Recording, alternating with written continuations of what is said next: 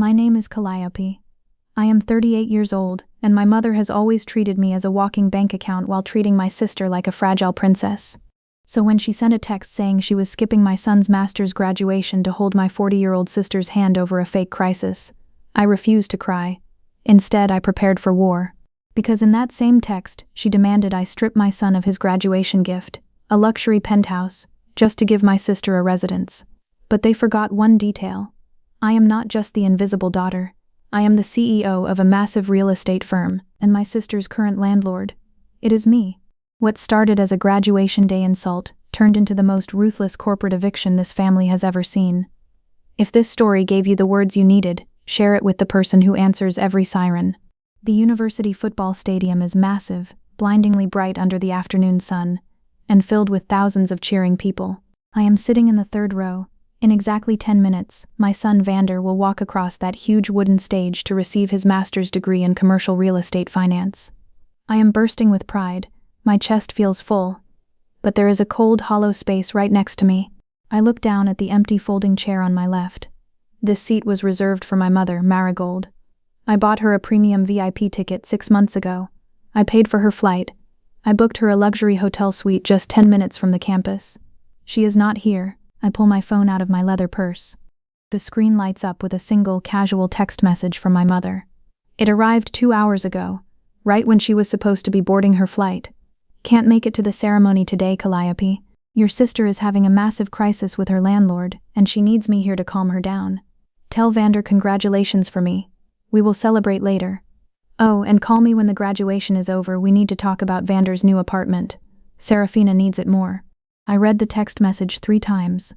I do not feel sad. After 38 years of being the invisible, unloved daughter, the sadness eventually burns away, leaving nothing but cold, hard clarity. The toxic equilibrium of my family has always operated on one simple, unbreakable rule. My older sister, Serafina, is the center of the universe, and I am merely the bank account that funds her chaotic life. Serafina is 40 years old. She has never held a job for more than a year.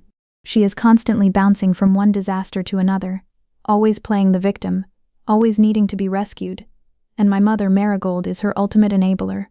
Marigold treats Serafina like a fragile, precious princess who must be protected from the harsh realities of the adult world. Meanwhile, I am the workhorse.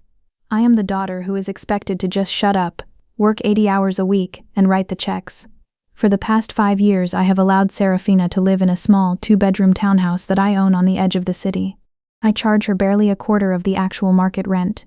I lose thousands of dollars a year on that property, but I did it to keep my mother quiet. I did it for peace. But today, my mother crossed a permanent, unforgivable boundary. She skipped her only grandson's master's graduation, the biggest day of his life, to hold Serafina's hand over another manufactured drama.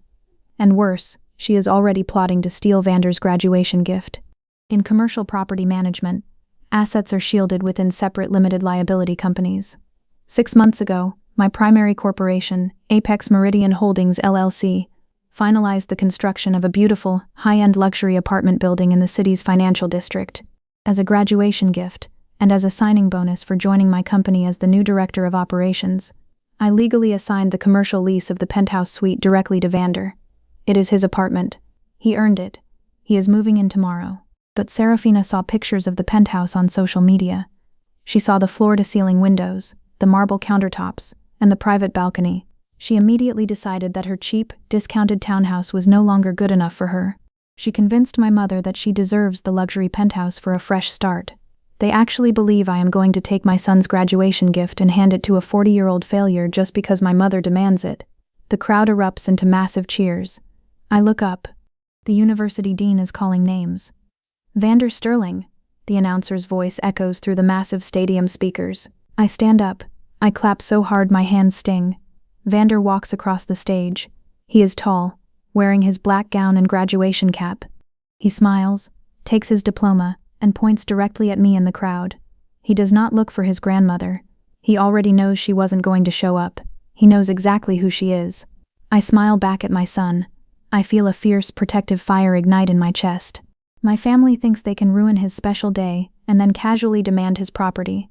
They think I will just roll over and surrender like I always did when I was a child. They do not realize that Vander is not just my son.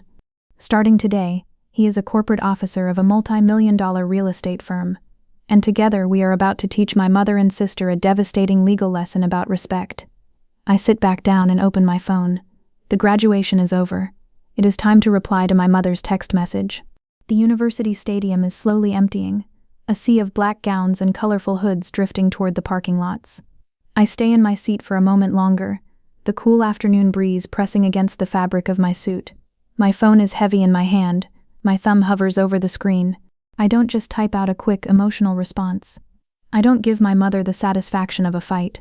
Instead, I open the internal legal portal of Apex Meridian Holdings LLC. I draft a formal professional notice, and then I copy-paste the text into a new message thread directed at Marigold. My text reads, "Vander's graduation was perfect, thank you. Regarding your comment about the penthouse, Vander's real estate assets are legally tied to his employment contract with Apex Meridian Holdings. Any unauthorized attempt to breach the lease agreement or interfere with his occupancy is a direct violation of our corporate security protocols. I suggest you focus on Serafina's landlord issues. We will not be discussing this further." I hit send. It is the first time in 38 years that I have spoken to my mother as a CEO, not as a child. I stand up and walk down the concrete steps of the stadium.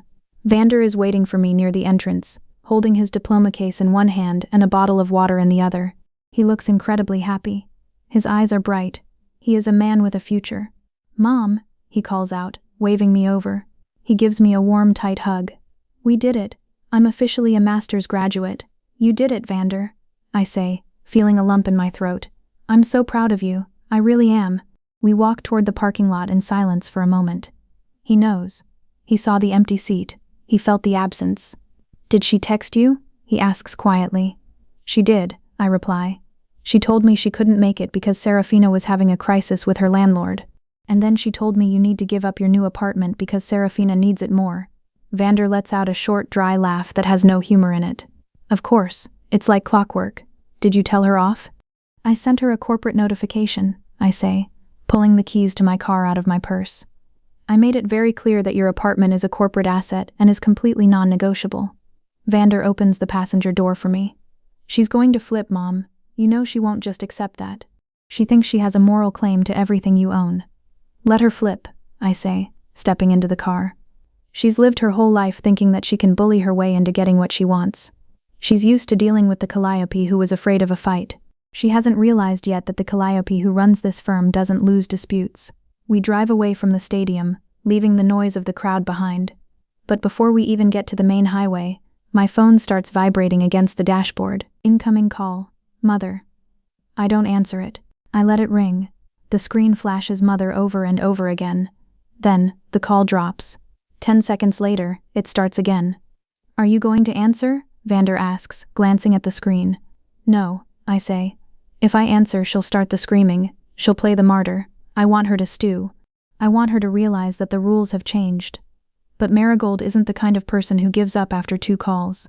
She knows that I hate conflict, and she uses that against me. When she realizes I won't answer a phone call, she switches tactics. The phone stops ringing. A second later, my inbox pings. A barrage of emails and texts begins to flood my phone. "You are being incredibly cruel, Calliope. I am your mother. You owe me respect for everything I did for you.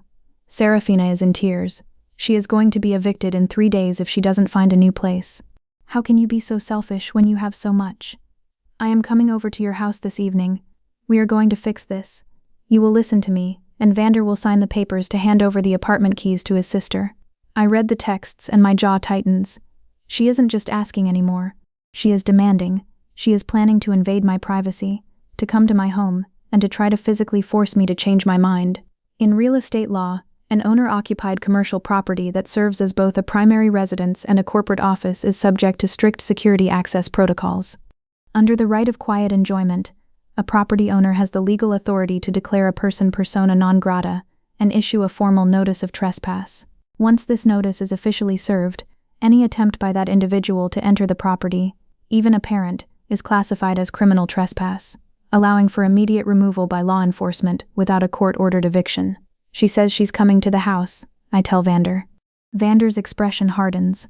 He looks out the window, his jaw set. "She's coming to our place?" "Mom, you have to stop her. If she shows up while we're having our graduation dinner, she's going to ruin the night. She isn't coming to ruin the night, I say. I turn the steering wheel, taking the turn toward the downtown business district instead of the highway home. She's coming to demand property that doesn't belong to her, and I think it's time we give her exactly what she's looking for. What are you doing? Vander asks. We're going to the office, I say, my voice steady. We need to print a few things. If she wants a meeting to discuss your apartment, she can have one. But it's going to be on our terms, and it's going to be in writing. Vander looks at me, and a slow, knowing smile forms on his face. He knows exactly what I'm doing. My family wants respect. I'm going to give them the most formal, legally binding respect they've ever seen. The offices of Apex Meridian Holdings are quiet. The weekend is starting, and most of the staff has already cleared out, leaving the floor in a state of professional calm. I walk into the lobby, Vander following right behind me. The polished floors reflect the glass and steel architecture of our headquarters. I head straight to my executive office. I sit at my desk, my fingers flying across the keyboard. I am not just a parent today. I am the chief executive officer of a firm that manages over $200 million in assets. My mother, Marigold, thinks she can stroll into my home and bully me. She thinks she can demand that I strip my son of his graduation gift. She is about to learn that when you deal with a CEO, you don't get a daughter, you get a corporation. What are we drafting? Vander asks, leaning against the doorframe, watching me work. We are drafting a voluntary property relinquishment document, I say, my voice clipped and efficient. But we are also drafting a formal notice of prohibited access. If she is coming to the house, we aren't going to talk about feelings. We are going to talk about property rights. I pull up the deed for the townhouse where Serafina currently lives. I check the lease terms again. Vander, I say, without looking up from my monitors. What is the status of the rent payments for Serafina's townhouse? I checked the ledger this morning, Vander replies, his tone turning serious. She is 3 months behind, and that's after the family discount you gave her. She's been ignoring the notices Apex Meridian has been sending out. I click my mouse, pulling up the digital ledger. Sure enough, the account is red, thousands of dollars in arrears. She thinks she has a moral claim to your penthouse, I say, a cold, sharp smile touching my lips. But she is currently in violation of the contract for her existing home. She is not a tenant in good standing. She is a liability. I start typing a formal legal letter. I am not just drafting a warning. I am drafting a document that will be recognized in a court of law as a formal demand for payment and a notice of intent to initiate eviction. I'm going to have this ready for her when she arrives at the house, I say. If she wants to talk about respect, we'll start by discussing her rent debt. If she wants to talk about your apartment, we'll discuss the eviction of her current one. She's going to scream, Vander warns. She's going to make a massive scene. Let her, I say. There is no audience at the house except for us, and I have every room in that building wired for high-definition security and audio recording. If she wants to be aggressive, I want it captured for the record. In property law, the implied covenant of quiet enjoyment is a right shared by both the landlord and the tenant. However, a tenant's failure to pay rent, the primary consideration of a contract, automatically nullifies the landlord's duty to provide that quiet enjoyment. If a tenant is in significant arrears, a property manager has the legal grounds to issue a notice to quit, which is a formal declaration that the lease agreement is being terminated. Once this notice is served, the occupant loses all rights to the property and becomes a holdover tenant, subject to immediate legal removal proceedings. I hit print. The machine hums to life, spitting out 3 crisp, formal copies of the documents. I take the papers and head back toward the car. The sun is beginning to dip, casting long orange shadows across the parking lot. My phone is still blowing up with texts from Marigold. She is getting more erratic, more angry. Calliope, you are being ridiculous. I am at your gate. Open the gate now. Don't embarrass yourself by making me wait in the driveway like a stranger. I look at the time. 4:45 p.m. She is already at my home, waiting outside the security gate. She is early. She didn't even wait for me to get home from the graduation. She's at the gate, I tell Vander. Vander checks his watch. She's early. Should we just go straight there? No, I say. I pull my phone out and tap the button to bring up the security gate camera. I can see Marigold standing there, pacing back and forth, her coat flapping in the wind. She looks annoyed. She looks like she's expecting me to rush out and apologize. We wait, I say. If she wants to play the respect me card, she can wait until I arrive. It sets the tone. I wait 15 more minutes. I watch her on the screen. She is staring at the camera, probably cursing me under her breath. It feels strangely satisfying. For years I was the one waiting for her. I was the one waiting for a phone call, waiting for a compliment, waiting for her to show up. Now she is the one waiting for me. Okay, I say, starting the engine. Let's go home and have a meeting. Vander nods, his face stone cold. We aren't going home to be a family. We are going home to settle a debt. And my mother has absolutely no idea that her favorite daughter is about to lose everything. The heavy tires of my black corporate SUV crunch over the pristine gravel of my long, winding driveway. Through the tinted windshield, I can see the massive wrought iron security gates of my estate. Standing directly in front of the keypad, blocking the entrance like a toll collector, is my mother, Marigold. She is wearing an expensive beige trench coat, one that I paid for last Christmas, and her arms are tightly crossed over her chest. Her face is pale with fury. She has been waiting outside for exactly 35 minutes. I press the button on my visor. The heavy iron gates slowly swing open with a low mechanical hum. I drive right past her, forcing her to step back onto the grass so my vehicle can pass. I park in front of my massive front doors, turn off the engine, and step out into the cool evening air. Vander steps out of the passenger side, standing tall in his suit, holding his diploma. Marigold marches up the driveway behind us. Her heels click aggressively against the pavement. "How dare you?" Marigold shouts before she is even within 10 feet of me. "How dare you leave your own mother standing in the street like a common criminal? I have been texting you for an hour, Calliope. You knew I was out here." I do not apologize. I do not flinch. I slowly close my car door, the heavy thud echoing in the quiet courtyard. "You missed Vander's graduation, Marigold," I state calmly. My voice is flat and completely devoid of emotion. "You chose to skip the ceremony, therefore my priority was celebrating my son, not catering to your impatience." Marigold waves her hand dismissively, as if Vander's master's degree is a trivial annoyance. She does not even look at him. She does not say congratulations. "I told you Serafina is having an emergency." Marigold snaps, stopping right in front of me. "Her landlord is threatening her. She is practically having a nervous breakdown. I had to stay with her. Family comes first, Calliope. You should know that by now. And that is exactly why I am here." She holds out her open palm. She looks at me expectantly. "Give Vander's penthouse keys to me," Marigold demands. "Right now. Serafina needs to start moving her things in this weekend. It is the only way to solve her housing crisis. Vander is young. He can easily find a cheap studio apartment somewhere else. Serafina needs a fresh start in a luxury space to fix her mental health." Vander lets out a sharp, incredulous breath. He steps forward, but I hold up a single finger, silently telling him to let me handle this. "You want me to take a multi-million-dollar corporate asset that Vander earned and hand it over to a 40-year-old woman who refuses to work?" I ask, my tone dangerously quiet. "We deserve respect from you, Calliope." Marigold shrieks, her face turning red. "I raised you. Serafina is your sister.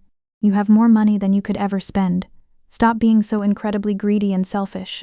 I stare at my mother. I look at her outstretched, demanding hand. She actually believes she has the authority to redistribute my wealth. I reach into my leather briefcase. I do not pull out a set of keys. I pull out the thick, crisp manila envelope I printed at my corporate office. I place it directly into Marigold's open hand. "What is this?" Marigold asks, her brow furrowing in confusion. She looks down at the thick stack of papers. "You said Serafina is having an emergency with her landlord," I say smoothly. "You are absolutely correct. I am her landlord, and her emergency just became permanent. In commercial property management, when a tenant violates a lease agreement through chronic non-payment, the landlord issues a formal 3-day notice to pay or quit. Because Serafina's lease is held under a corporate entity, the grace period is strictly contractual, not emotional. By physically handing this legal document to Marigold, who explicitly claimed to be acting as Serafina's representative and negotiator today, the legal eviction clock instantly begins ticking. If the thousands of dollars in arrears are not cleared in exactly 72 hours, the corporation automatically files for an unlawful detainer. This permanently destroys the tenant's credit score and results in a forced physical eviction by the county sheriff. Marigold's eyes scan the bold black text at the top of the page. Notice of intent to evict. The color instantly drains from her face. Her arrogant, demanding posture crumbles. You are evicting your own sister?" Marigold whispers, her voice shaking with sudden absolute terror. "Calliope, she is 3 months behind on rent. Where is she supposed to get that kind of money in 3 days?" That is not my problem, I reply coldly. You came here to demand my son's property. Instead, you just officially accepted the eviction notice for your favorite daughter. The 72-hour countdown started the second you touched that paper. I turn around and walk toward my front door. Vander follows me, a grim smile of satisfaction on his face. Calliope, wait, Marigold screams, clutching the papers to her chest. You cannot do this, she will be homeless. I do not turn back. The heavy double doors of my house close with a solid echoing thud, locking her out. The respect she demanded has been delivered in full. I walk into my kitchen and pour myself a glass of sparkling water. I look at Vander. Exactly 1 hour, I tell him softly, checking my watch. Give it exactly 1 hour. 58 minutes later, my cell phone rings. The caller ID flashes wildly. It is Serafina, and she is completely panicking.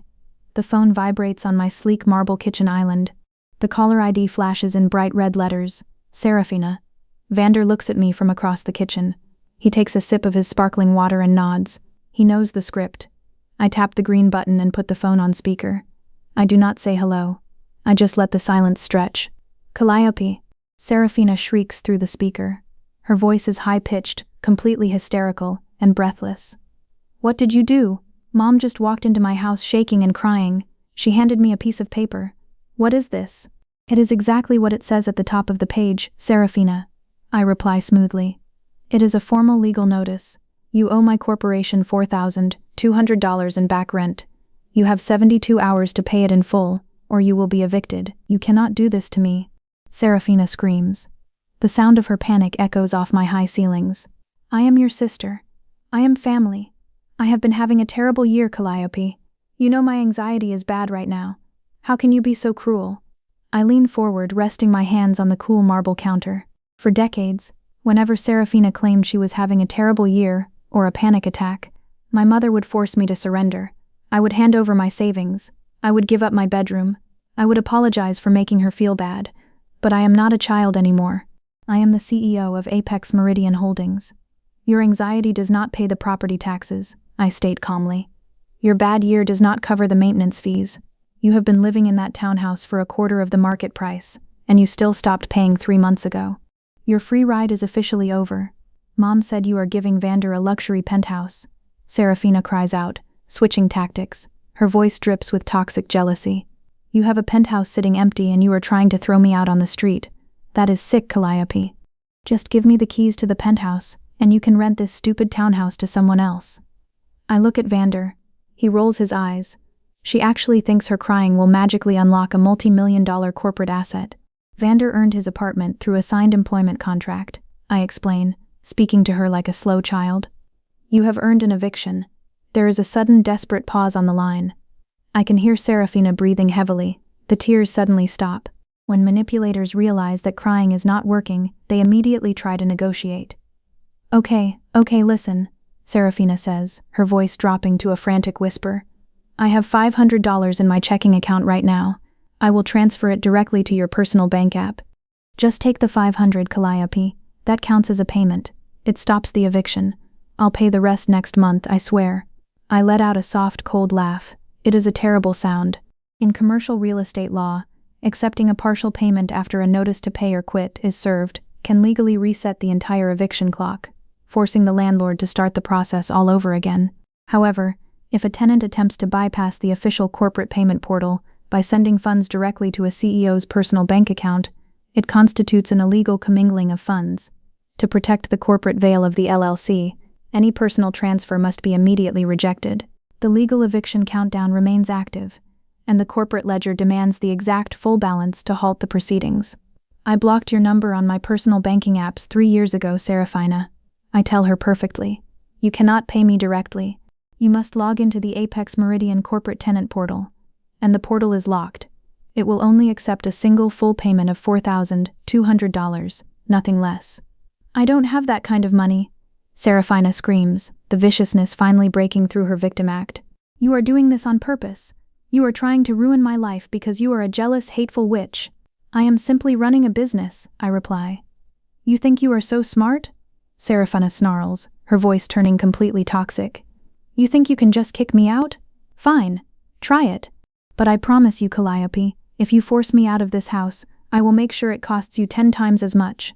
I will smash every single window. I will pour concrete down the pipes. I will completely destroy this place before I leave." I do not gasp. I do not get angry. I smile. A dark, perfect, calculated smile. She just made the biggest mistake of her entire life. "Thank you, Serafina," I say quietly. "What?" she snaps, confused by my calm tone. "You just made a recorded terroristic threat to destroy commercial property," I inform her, my voice as cold as ice. And that triggers an immediate emergency response. The phone line goes completely dead. I reach forward and press the red button on my screen, ending the call. I look up at Vander. He is staring at the phone, his eyes wide. He knows I am strict, but he has never seen me bait a trap this perfectly. "Did you actually record that?" Vander asks, his voice full of disbelief. "I did not have to manually record anything," I reply, walking over to my refrigerator to grab a fresh slice of lemon for my water. When a call comes into the CEO's direct line for Apex Meridian Holdings, the automated system announces that the call is being recorded for quality and security purposes. She heard the warning when she dialed my number. She just ignored it because she thinks rules do not apply to her. I take a sip of my water. The lemon is sharp and bitter. It is perfect. Serafina thought she was scaring me. She thought that acting crazy would make me back down. When we were children, if she broke my toys or screamed loud enough, my mother would force me to apologize just to make her stop. Serafina still uses the exact same toxic strategy today. She has absolutely no idea that in the adult corporate world, throwing a violent tantrum does not get you a free luxury penthouse. It gets you an emergency police response. I pick up my tablet and open my corporate directory. I tap the contact for my head of corporate security, a man named Garrick. He is a former military police officer. He does not play games, and he does not care about family drama. "Garrick," I say as soon as he answers. "I have a code red at the West Side townhouse. The current tenant just made a recorded direct threat to pour concrete down the plumbing pipes and smash the windows." "Understood, boss," Garrick replies instantly. His voice is deep and completely serious. "Do you want me to initiate an emergency asset lockdown?" "Yes," I say. "Send the audio file to the local police precinct. Request an immediate civil standby to prevent property destruction." In commercial property management, a standard eviction takes weeks. However, if a tenant makes a direct, recorded threat to intentionally destroy the physical structure of the building, the legal dynamic changes instantly. The landlord can file an emergency injunction to prevent waste. With a recorded threat, local law enforcement can be dispatched immediately to perform a civil standby. This allows the corporate security team to legally enter the property, secure all hazards, shut off utilities, and temporarily lock out the tenant to protect the physical asset from imminent criminal vandalism.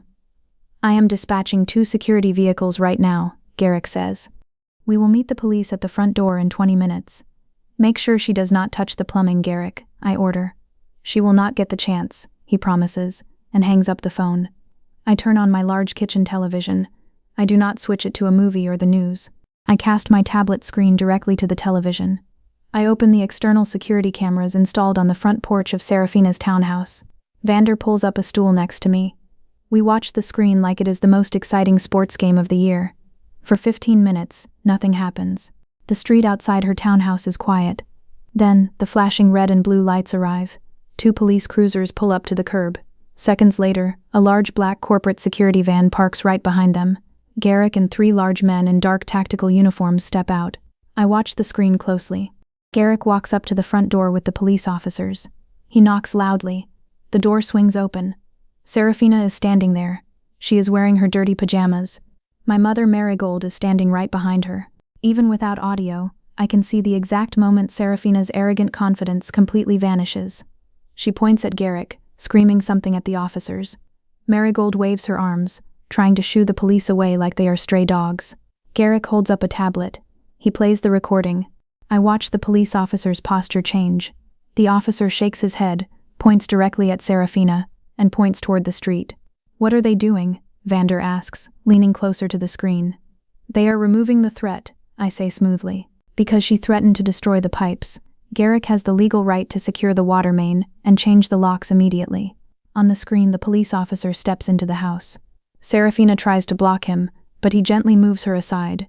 Garrick and his team march inside. 2 minutes later, Serafina and my mother are standing on the front lawn. They are shivering in the evening air. Serafina does not have her purse. Marigold is clutching her expensive coat. Garrick steps back out the front door. He pulls the door shut. He reaches into his tool bag, pulls out a heavy industrial steel padlock system, and drills it directly into the doorframe.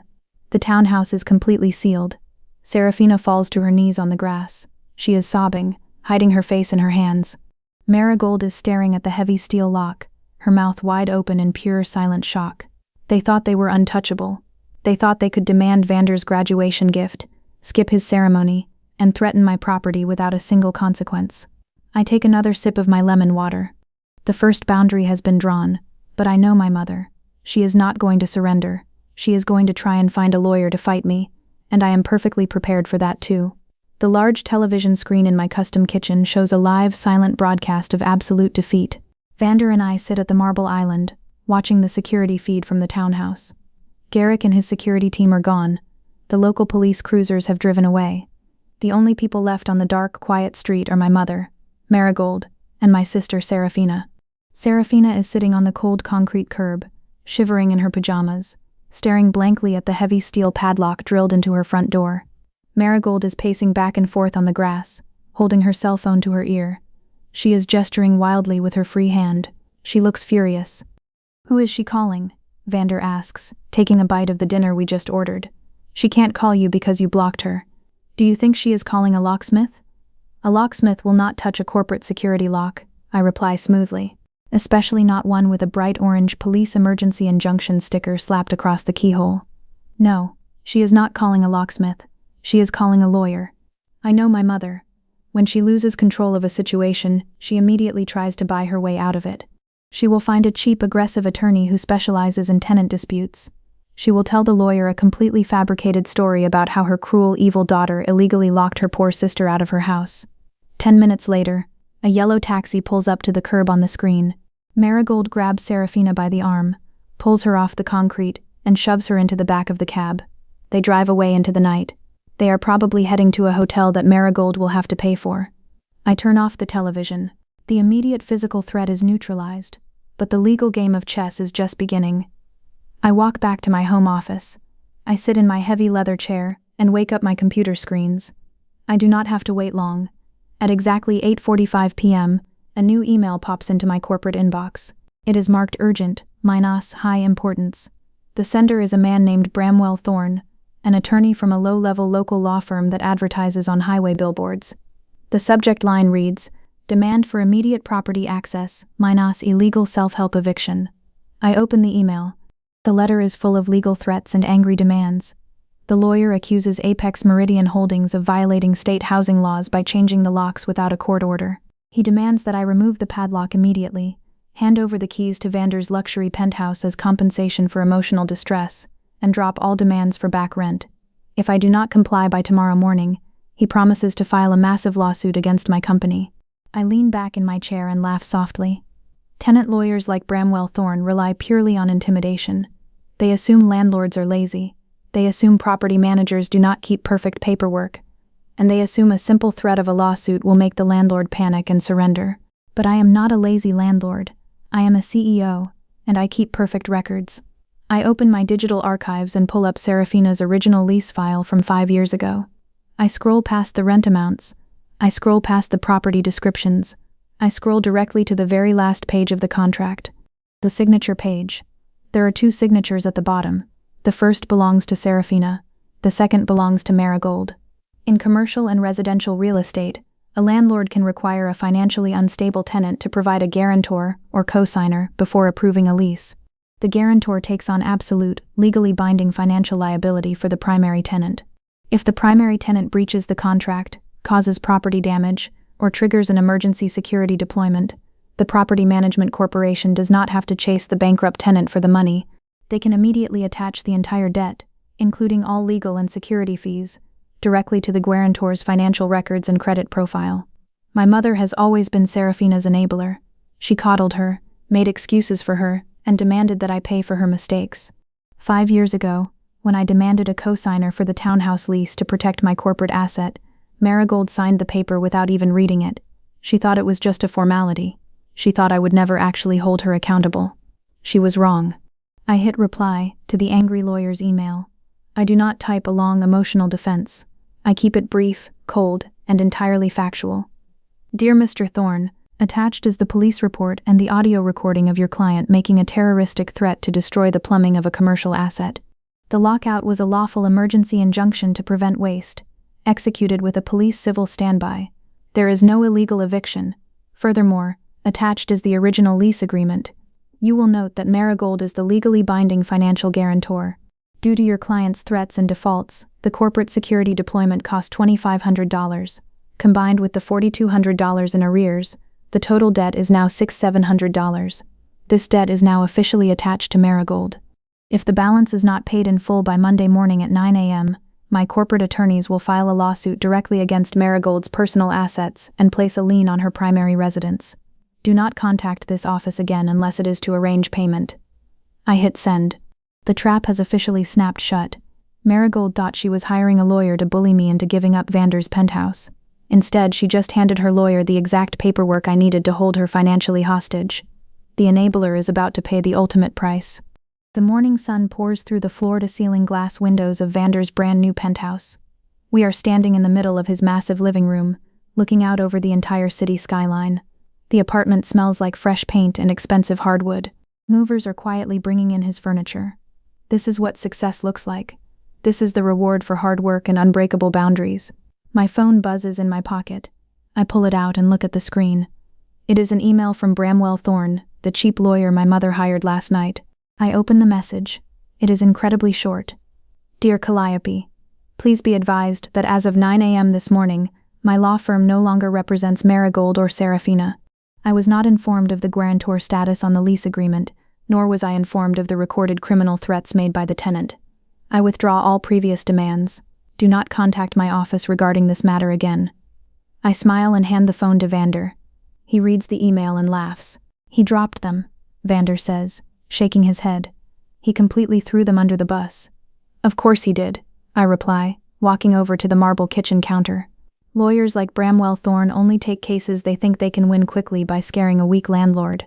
The moment I proved that I have a flawless legal contract and a police report, he realized he was walking into a slaughter. He ran away to protect his own law license. My mother is now completely alone. She has no lawyer, she has no leverage, and she is staring down the barrel of a massive corporate debt. In civil asset recovery, when a financial guarantor defaults on a legally binding commercial lease debt, the creditor does not have to rely on simple collection agencies. A corporate entity can petition a civil court for a judgment lien against the guarantor's personal real estate. If the judge grants the lien, the debt is officially attached to the guarantor's primary home. This means the guarantor cannot sell, refinance, or transfer their house until the corporate debt, plus all accumulating legal fees and interest, is paid in absolute full. Marigold's entire retirement plan is tied to the equity in her house. If I place a corporate lien on her property, I effectively freeze her financial future, and she knows it. Suddenly, Vander's cell phone starts ringing. He pulls it out of his jacket pocket. It's Grandma, Vander says, looking at the caller ID. She knows you blocked her, so now she is trying to reach me.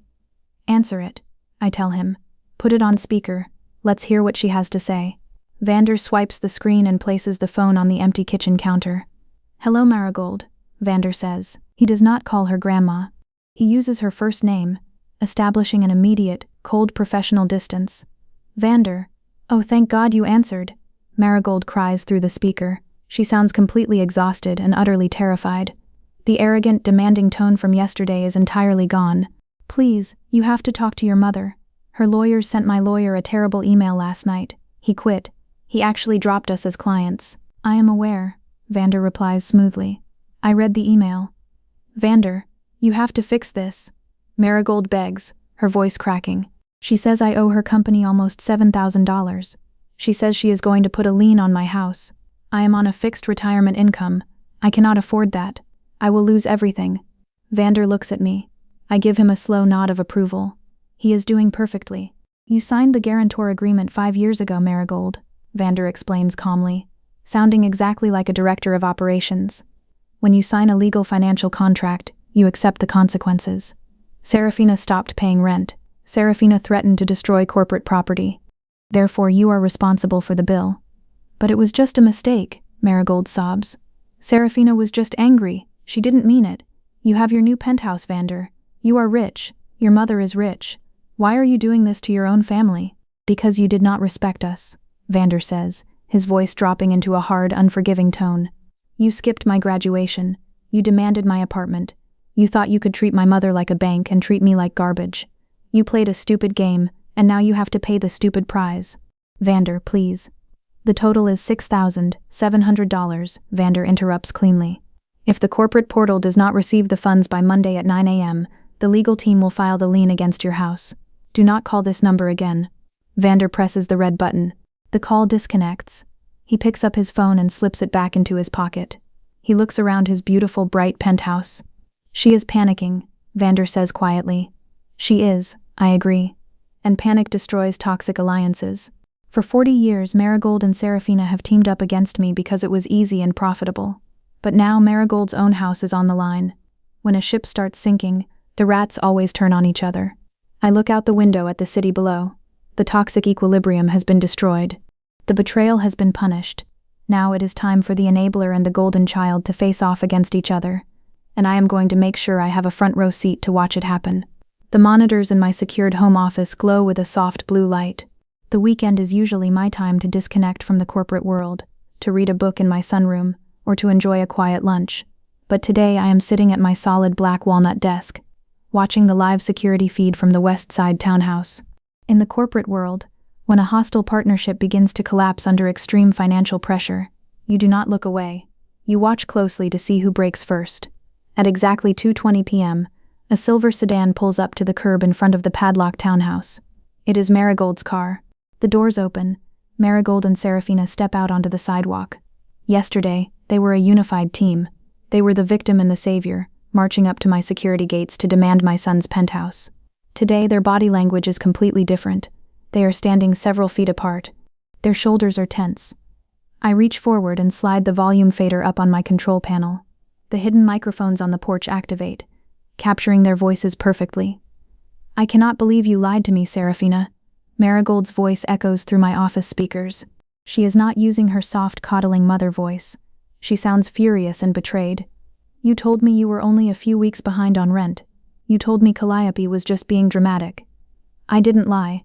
Serafina screams back, throwing her arms in the air. She is still wearing the same rumpled clothes from yesterday. I just didn't want you to worry, and it wouldn't be a problem if Calliope wasn't such a greedy monster. She has millions of dollars. She doesn't need this money. But I do, Marigold shrieks, pointing a shaking finger directly at Serafina's face. She is going to put a lien on my house. My retirement is tied to that property. If I need to go to an assisted living facility in 5 years, I won't be able to sell my home. You are going to ruin my life over $4,000. I lean back in my leather chair. It is absolutely fascinating to watch. For nearly 40 years, Marigold has shielded Serafina from every single consequence of her terrible decisions. But the moment Marigold's own financial security is directly threatened, the unconditional love instantly evaporates. So just pay the bill, Mom, Serafina demands, stomping her foot on the concrete like a spoiled toddler. You have savings. Just log into the portal and pay her the $6,000. You can afford it. Then we can sue her later for emotional distress. Marigold stares at her golden child. For the very first time in her life, the illusion shatters. She finally sees Serafina for what she truly is, a bottomless pit of need and entitlement, who would happily watch her own mother go bankrupt just to avoid getting a job. In commercial debt collection, when a guarantor realizes they are fully liable for a toxic tenant's arrears, a phenomenon known as severance of interest occurs. The guarantor legally and emotionally detaches from the primary debtor to protect their own assets. Because the creditor, in this case Apex Meridian Holdings, holds a flawless legal contract, the internal family dispute between the mother and daughter is completely irrelevant to the corporation. The corporation simply waits for the funds to clear, regardless of who is forced to pay them. No, Marigold says. Her voice is suddenly very quiet. What do you mean no? Serafina gasps, stepping toward her. You have to pay it. My clothes are locked in there. My life is in there. You are my mother. I am not losing my house for you, Marigold says coldly. She turns her back on Serafina and walks toward the driver's side of her silver sedan. Mom, where are you going? Serafina screams, running after her. She pulls on the passenger door handle, but it is locked. Marigold rolls down the window just a crack. I am going to the bank, Serafina. I am going to withdraw the money from my emergency savings to pay Calliope so I don't lose my home. But you are not coming with me. You are a 40-year-old woman. Figure it out yourself. Marigold rolls the window up. She puts the car in drive and pulls away from the curb, leaving her favorite daughter standing completely alone on the sidewalk in front of a padlocked house. Serafina screams at the departing car, her voice echoing down the empty street. She kicks the heavy iron gate. She falls to her knees on the grass, crying hysterically, completely abandoned. I watch the screen, my face perfectly calm. The enabler has officially cut the cord. The toxic equilibrium is completely destroyed. 10 minutes later, a notification pops up on my secondary monitor. It is an alert from the Apex Meridian Holdings secure payment portal. Payment received, $6,700.00. Payer, Marigold. Status, cleared. The debt is paid. The corporate asset is protected. My mother just emptied a massive portion of her emergency savings to clean up a mess she helped create. But this is not the end of the framework. We have reached the confrontation, but the new boundary still needs to be permanently established. Serafina is still out there, and she is desperate.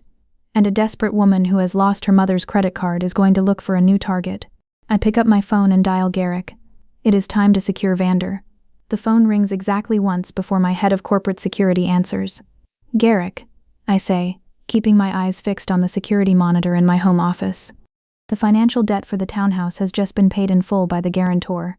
The legal hold on the property remains, but the family dynamic has completely collapsed. Marigold has officially abandoned Serafina.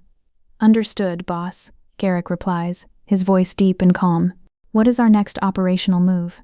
When a parasite loses its primary host, it immediately becomes desperate and looks for the nearest soft target, I explain coldly.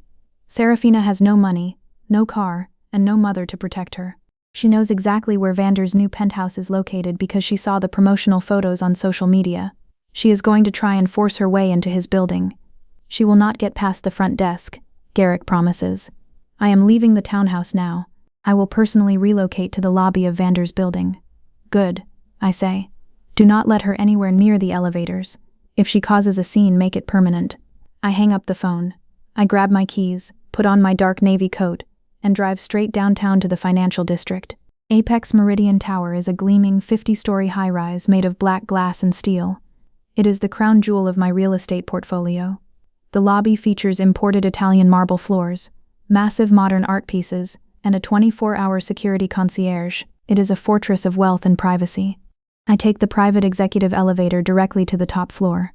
Vander is in his new living room, directing the movers who are carefully placing his expensive leather sofas. He looks up and smiles when I walk through the front door. Is everything okay, Mom? He asks. Everything is perfectly fine, I reply, walking over to his kitchen counter. I open my tablet and connect to the building's internal security network. But we are about to have a visitor in the lobby. I want you to see how we handle unauthorized breaches. At exactly 4 p.m., a cheap dented taxi pulls up to the front glass doors of the tower. Serafina steps out. She looks absolutely insane.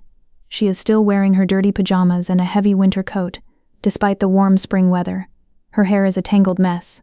She does not have a suitcase, because all her belongings are locked inside the padlocked townhouse. She only has a small, cheap purse. She marches through the revolving glass doors and steps onto the pristine marble floor of the lobby. She looks completely out of place, like a piece of trash that blew in from the street. She walks directly up to the front desk. The concierge, a young man in a crisp uniform, looks at her with polite confusion. I turn up the volume on my tablet so Vander and I can hear the lobby audio. I need the spare keys for the penthouse, Serafina demands loudly, slapping her hand on the polished desk. My nephew Vander lives up there. I am his aunt. I am moving in today. Give me the keys right now. I apologize, ma'am, the concierge replies smoothly, his training kicking in. Access to the penthouse requires pre-authorization from the resident. You are not on the approved guest list. I am family, Serafina screams, her voice echoing horribly in the quiet, elegant lobby. A few wealthy residents walking past stop and stare at her in disgust. I don't need to be on a list. Call him down here right now. I have nowhere else to go. Before the concierge can even reach for his phone, the heavy wooden door behind the desk opens. Garrick steps out. He is wearing his dark tactical suit, looking like a massive, immovable brick wall. Ma'am, step away from the desk, Garrick commands. His voice is not polite. It is a strict, undeniable order. Serafina looks at Garrick, and her eyes widen in pure panic. She recognizes him from the townhouse lockout yesterday. "You!" Serafina shrieks, pointing a shaking finger at him. "You are Calliope's guard dog. You locked me out of my house. Tell Vander to come down here." Garrick does not argue. He reaches into his jacket and pulls out a standardized, pre-printed legal document. He holds it up so the lobby security cameras capture it perfectly. Under strict commercial property access laws, a luxury high-rise managed by a corporate entity operates as private property, not a public space. The property management has the absolute legal right to issue a formal notice of criminal trespass to any non-resident causing a disturbance or threatening the safety of the facility. Once this notice is verbally issued and logged with local law enforcement, the individual is permanently banned. If the banned individual steps one single foot onto the property line ever again, they are subjected to an immediate, non-negotiable arrest for criminal trespass. "Serafina," Garrick says loudly and clearly, "on behalf of Apex Meridian Holdings, you are officially being issued a formal notice of criminal trespass. You are permanently banned from this building, the parking garage, and the exterior sidewalks owned by this corporation. If you do not leave immediately, I will have you arrested." Serafina stares at him. She opens her mouth to scream, to throw another tantrum, but she looks at Garrick's cold, dead eyes. She realizes that her tears have absolutely no power here. She turns around and runs out the revolving doors. Vander and I stand at the massive glass windows of the penthouse, looking down at the street 50 stories below. We watch Serafina standing on the busy sidewalk of the financial district. She has no mother to save her. She has no apartment. She has nowhere to hide. The boundary is complete. But the final paperwork must be filed to make sure she never, ever comes back. The weekend is officially over. The corporate headquarters of Apex Meridian Holdings is buzzing with organized, highly profitable activity. Hundreds of employees are working at their desks, generating millions of dollars in revenue. I am sitting in my pristine executive suite on the top floor, sipping a hot espresso. My son Vander is in his new office down the hall, starting his very first day as our new director of operations. His future is completely secure. The private intercom on my solid walnut desk chimes softly. "Boss," Garrick's deep voice says through the speaker, "we have a situation in the main lobby. It is the hostile subject from this weekend, Serafina." I am not surprised. Desperate people always return to the source of the money when they completely run out of options. "Is she causing a disturbance?" I ask smoothly. "No," Garrick replies. "She is sitting in a corner chair. She looks completely exhausted. She is asking to speak with you. She says it is a matter of life and death." I look at my digital calendar. I have a board meeting at 10 o'clock. I have exactly 15 minutes to permanently erase my older sister from my life. "I will be right down," I say. I open a locked drawer in my desk and pull out a thick manila folder. I do not bring security backup. I do not need it. I walk to the private executive elevator and press the button for the ground floor. When the polished silver doors slide open, I see her. Serafina is sitting on an expensive white leather sofa in my lobby. She looks absolutely broken. Her hair is greasy and matted. She is wearing the exact same clothes she had on 3 days ago. She spent the entire weekend sleeping on the hard plastic chairs of a cheap downtown bus station because my mother, Marigold, refused to pay for a hotel room. When she sees me walking toward her in my tailored designer suit, she stands up. Her hands are shaking uncontrollably. There is no anger left in her eyes. There is no toxic entitlement. There is only total, humiliating defeat. "Calliope," Serafina whispers. Her voice is weak and scratchy. "Please, I have nothing. Mom won't answer my calls. I haven't showered in 3 days. I am begging you, just let me go back to the townhouse." I stop walking, keeping a strict, professional 3-foot distance between us. "You cannot go back to the townhouse, Serafina," I tell her, my voice perfectly flat. "Marigold paid your financial debt to protect her own house, but you still made a recorded threat to destroy my property. My company is moving forward with a formal eviction in court. I will be homeless." Serafina cries, tears spilling down her dirty cheeks. "I have no money. I will have to sleep on the street. Is that what you want?" "What I want is for you to disappear," I reply coldly, "and I am willing to pay for it." I drop the thick manila folder onto the glass coffee table between us. I place a black ink pen right next to it. "What is this?" Serafina asks, sniffing loudly, her eyes darting to the papers. "It is your only way out," I explain. "It is a voluntary lease surrender and a permanent severance contract. In commercial property management, avoiding a lengthy, expensive court eviction is often preferable. Landlords can utilize a cash for keys agreement. The tenant signs a legally binding document, formally surrendering all rights to the property and handing over the keys. In exchange, the landlord provides a small one-time cash payment to help the tenant relocate immediately. However, by adding a strict non-disclosure and no-contact clause to this corporate buyout, the landlord legally severs all personal and professional ties. If the tenant ever violates the no-contact order, the contract is automatically breached, and they can be aggressively sued for the entire buyout amount plus damages. "If you sign this paper," I tell her, my voice echoing slightly in the massive lobby, "Garrick will drive you to the townhouse. He will unlock the heavy padlock and give you exactly 1 hour to pack your clothes and your personal items into garbage bags. Then, he will hand you a prepaid corporate debit card loaded with exactly $2,000. Serafina stares at the folder. $2,000 is absolute pennies compared to the wealth I manage, but to a 40-year-old woman who just slept in a bus station, it is a lifeline. But there is a condition," I continue, wrapping the legal chains tightly around her. "By signing that document, you agree to a permanent no-contact order. You lose my phone number, you never email me, you never speak to Vander, you never step foot on any property owned by Apex Meridian Holdings again. You take the $2,000, and you walk out of our lives forever. If you ever contact us, my lawyers will sue you for breach of contract." Serafina looks at me. She searches my face for any sign of the weak, invisible little sister she used to bully. She finds nothing. She finds a solid, unbreakable wall of corporate power. Her hands shake as she slowly picks up the black pen. "You are a monster," Serafina whispers, sobbing as she presses the pen to the paper. "I am a CEO," I correct her. She signs her name on the dotted line. The boundary is permanently sealed. 3 months have passed since the storm. The late summer sun casts a warm golden glow across the 50th floor of the Apex Meridian Tower. My executive office is perfectly quiet, save for the soft clicking of my keyboard and the low hum of the climate control system.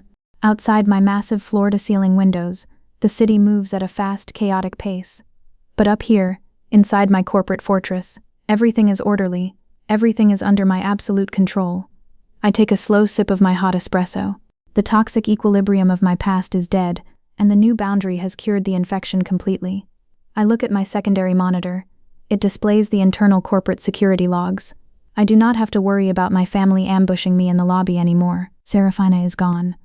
On the day she signed the permanent severance contract, Garrick escorted her back to the padlocked townhouse. He stood in the doorway with his arms crossed, watching her stuff her clothes and cheap makeup into black plastic garbage bags. When her hour was up, he handed her the prepaid corporate debit card loaded with $2,000. She did not say thank you. She dragged her garbage bags down the sidewalk and disappeared into the city. She has not tried to call. She has not tried to email. In civil contract law, a severance and release agreement combined with a strict no-contact clause creates an impenetrable legal wall. If the estranged party attempts any form of communication, even a simple text message or a piece of physical mail, it triggers an automatic breach. The corporate legal team is authorized to immediately file for massive punitive damages, effectively weaponizing the estranged party's own desperation against them. They are forced to obey the boundary, not out of respect or love, but out of pure financial terror. Serafina knows that if she ever steps foot near my buildings or my son, I will sue her for every single penny she has left. The fear keeps her away. The boundary is absolute. And then, there is my mother, Marigold. She is still living in her house in the suburbs. Her bank account is thousands of dollars lighter because she had to drain her emergency savings to pay Serafina's eviction debt. But the worst punishment Marigold faces is not financial. It is the absolute crushing isolation. She alienated her golden child to save her house. Serafina blames Marigold for abandoning her, and Marigold blames Serafina for stealing her retirement money. The two women who spent 4 decades teaming up to bully me have completely destroyed each other. Last week, a thick pink envelope arrived at the front desk of the Apex Meridian Tower. It was addressed to Vander. The handwriting was shaky and familiar. It was from Marigold. She was probably trying to apologize, trying to crawl back into our good graces so she wouldn't have to spend her old age completely alone. I did not even open it. I handed it to Garrick. He stamped it with a heavy red ink block that read, "Return to sender, recipient unknown." He dropped it right back into the outgoing mail bin. She demanded respect. Now she gets silence. My office door opens with a soft click. Vander walks in.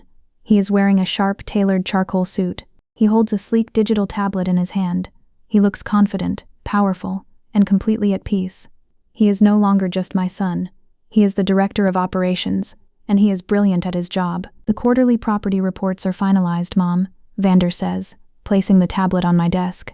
Revenue is up 12%, and the new tenants moving into the West Side townhouse just signed a 2-year commercial lease at full market value. Excellent work, Vander, I say, smiling warmly at him. Are we still on for dinner at your penthouse tonight? Absolutely, Vander smiles back. I'm having the private chef prepare steaks. See you at 7. He walks out of my office, leaving the door slightly open.